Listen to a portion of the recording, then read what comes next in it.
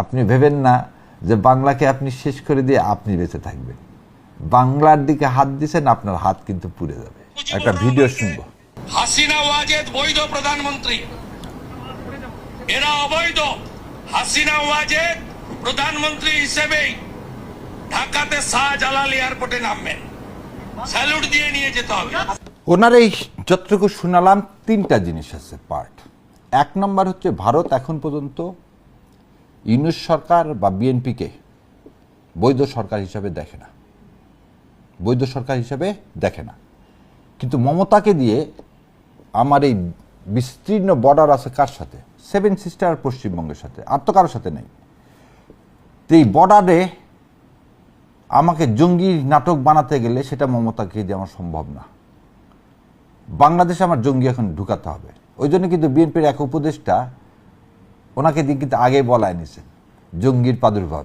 আমার শান্তিপ্রিয় একটি সুজলা সুফলা শস্য শ্যামলা এই দেশে কোনদিন জঙ্গি ছিল না, আজও নাই, আগামীতেও থাকবে না। কিন্তু এই জঙ্গি নাটকের শুরু হয়ে গেল। কারণ বিজেপি না আসলে তো এটা সম্ভব হবে না।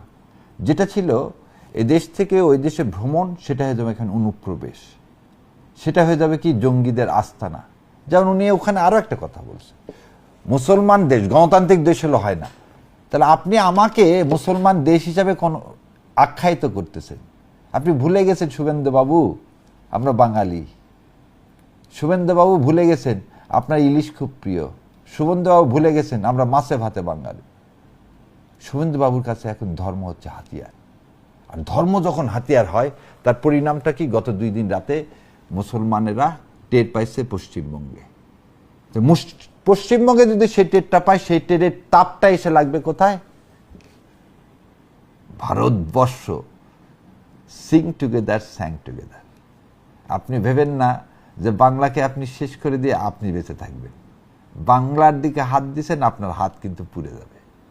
আমরা যে বাংলাদেশ, এই ভূমি খুব উত্তপ্ত।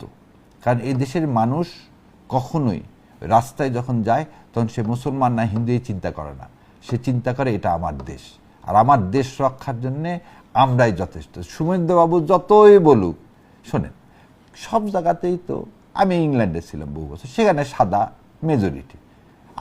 আমি হচ্ছে এশিয়ান, আমাকে লিখতে হতো এশিয়ান।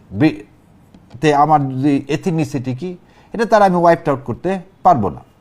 কিন্তু আমি যে যদি ওখানে বলি না সাদা শাসন আমি মানি না, তাহলে হবে?